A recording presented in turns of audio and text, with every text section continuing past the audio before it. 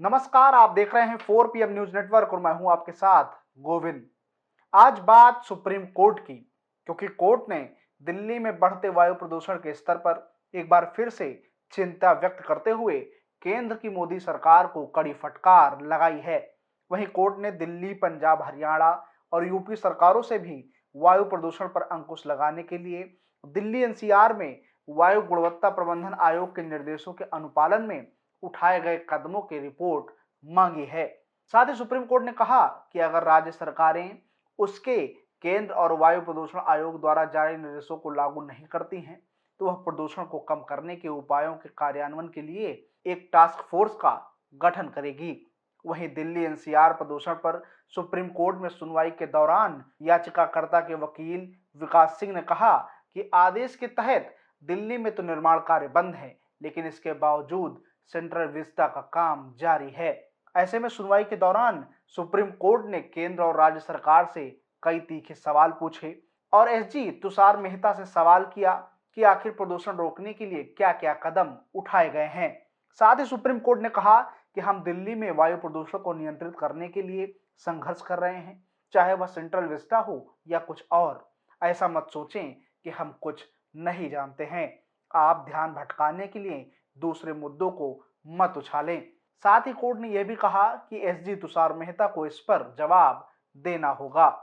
इस सब के अलावा कोर्ट ने पंजाब सरकार को भी कड़ी फटकार लगाई और कहा कि सरकार सीधे सीधे केंद्र के हलफनामे का जवाब दे।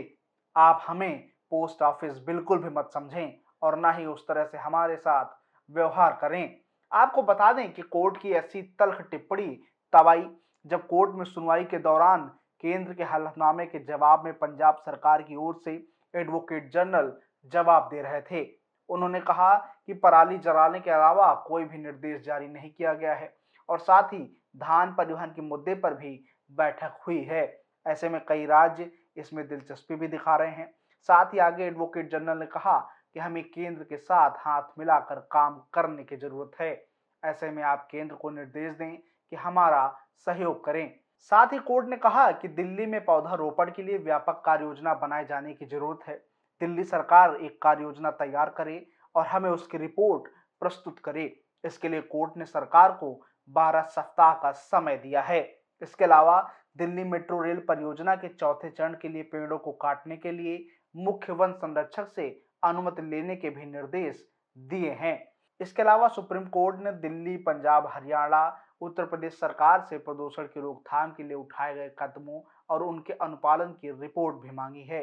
कोर्ट ने कहा है कि आयोग द्वारा जो भी निर्देश दिए गए हैं उनका पालन हुआ है या नहीं, इस पर पूरी विस्तृत रिपोर्ट जारी की जाए। इसके अलावा कोर्ट ने केंद्र से यह भी पूछा कि कौन सा राज्य निर्देशों का पालन नहीं कर रहा है, आप हमें उसका नाम भी बताएं। इसके अलावा मुख्य न्यायाधीश एनवी रमन्ना, न्यायमूर्ति डीवाई चंद्रचूड़ और न्यायमूर्ति सूर्यकांत की पीठ ने राष्ट्रीय राजधानी में बिगड़ती वायु गुणवत्ता की स्थिति को नियंत्रित करने के लिए आपातकालीन कदम उठाने की मांग करने वाले मामले की सुनवाई करते हुए कहा कि बुधवार शाम तक सभी हलफनामे प्रस्तुत किए जाएं। वहीं पीठ ने राज्यों को यह भी निर्देश दिया कि वे 24 नवंबर को न्यायालय द्वारा जारी निर्देशों का अनुपालन करते हुए निर्माण श्रमिकों को कल्याण निधि वितरित करें, जिनकी आजीविका निर्माण गतिविधियों पर प्रतिबंध के कारण प्रभावित होती है। वहीं कोर्ट अब इस मामले में 2 दिसंबर को सुनवाई करेगा। इस खबर में बस इतना ही। बाकी खबरों के लिए देखते रहिए 4 PM न्यूज नेटवर्क।